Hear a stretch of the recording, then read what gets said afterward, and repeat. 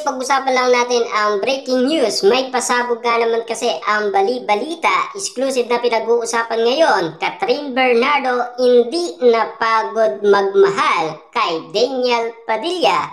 Umaamin pa rin ng feelings niya. Ibig sabihin, umaamin pa rin si Catherine Bernardo sa kanyang nararamdaman. At hindi siya napapagod magmahal kay Daniel Padilla. Kahit maraming nanliligaw sa kanya or maraming naliling sa kanya.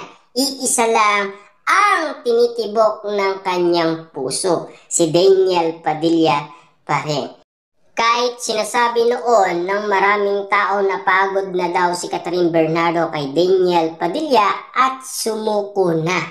Pero hindi pa rin siya bumibitaw. Loyal pa rin siya kay Daniel Padilla at loyal pa rin siya sa kanyang tunay na nararamdaman. At katotohanan nga naman kasi ang kanyang damdamin umano kay Daniel Padilla. Ibig sabihin niya, iisa lang talaga ang minamahal niya. Ibig sabihin, ramdam na yan ng mga kaibigan ni Catherine Bernardo. Siyempre, kung hindi sila gagawa ng paraan, patuloy lang silang masasaktan dalawa. Kung hindi sila mag-uusap patungkol sa kanilang nararamdaman sa isa't isa. Kung sakasakali man sana na paninindigan nila ang kanilang pagmamahalan. Kahit na ano pa man ang sabihin ng iba, kung sila naman ay nagmamahalan, at least masaya ang ibang mga tao. Dahil yan din ang gusto nila. Kita nyo naman ang bali-balita.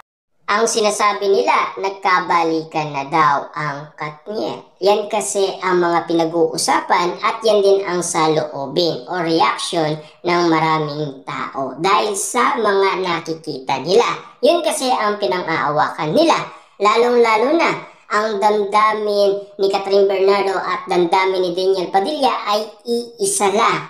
Tama nga naman kasi si Jake Costura sa kanyang ula patungkol kay Daniel Padilla at Catherine Bernardo. Lalong-lalo na kung magkakatotoo man ang ganitong sitwasyon na pinagdadaanan ni Catherine Bernardo at Daniel Padilla, na sana ay magkita na sila at mag-usap na sila patungkol sa kanilang feelings sa isa't isa. Lalo lang talagang bibigat at bibigat yan. At lalo lang nilang iisipin at iisipin ang nasabing relationship nila na umabot ng 11 years. Sila lang ang mapapagod dyan. Lalong-lalo na sila din ang magkakaroon ng problema.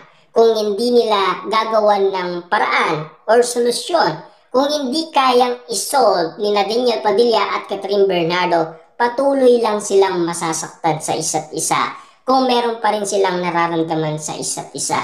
Ano ngayon kung ano ang sasabihin ng tao? Bakit papansinin ba nila yon? Sila ang nagmamahalan. Kapag nagmahalan na sila, magiging masaya lahat ng tao. Kasi pauna lang yon. Diba? Magsasalita lang sila, una lang.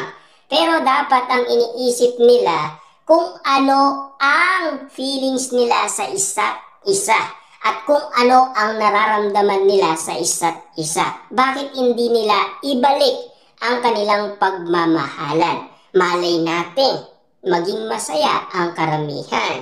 Lalong-lalo na, pasabog pa yan. Kung sakasakali man magkaroon ng movie ulit ang Katniel, sigurado, dagsa ulit ang maraming tao. Tulad ng sinasabi noon ni Daniel Padilla, wawasak tayo ulit ng mall kapag sila ay nagkasama muli ni Catherine Bernardo. At lalong-lalo na, pinag-uusapan na gusto pa rin gumawa ni Daniel Padilla ng nakakakilig umanong movie na talagang gusto niya talagang maramdaman ang kilig at lalong-lalo na yung ma-inlove.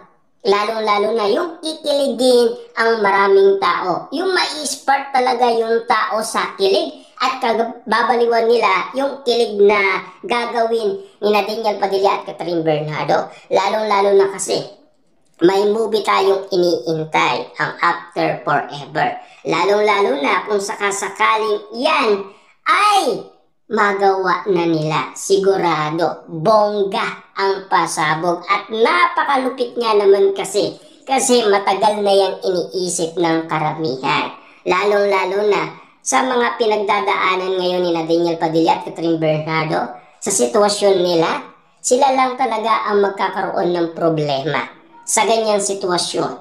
Dahil alam naman natin, ang kinakausap kasi nila, mga kaibigan nila. Bakit hindi silang dalawa ang mag-usap sa kanilang nararamdaman? Bakit nila tinatago ang feelings nila sa isa't isa?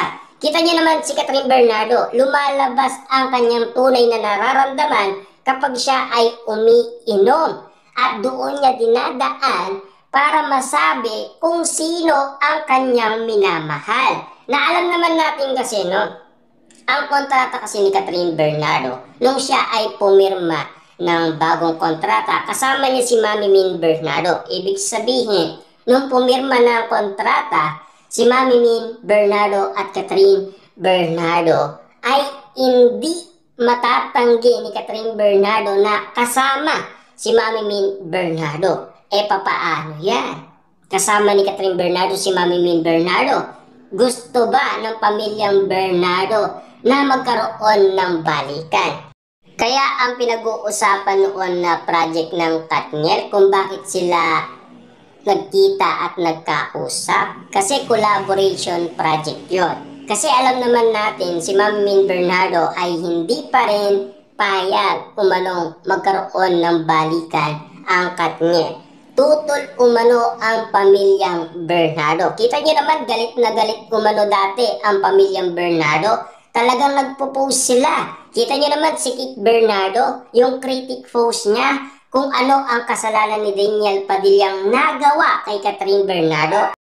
Kaya mahirap.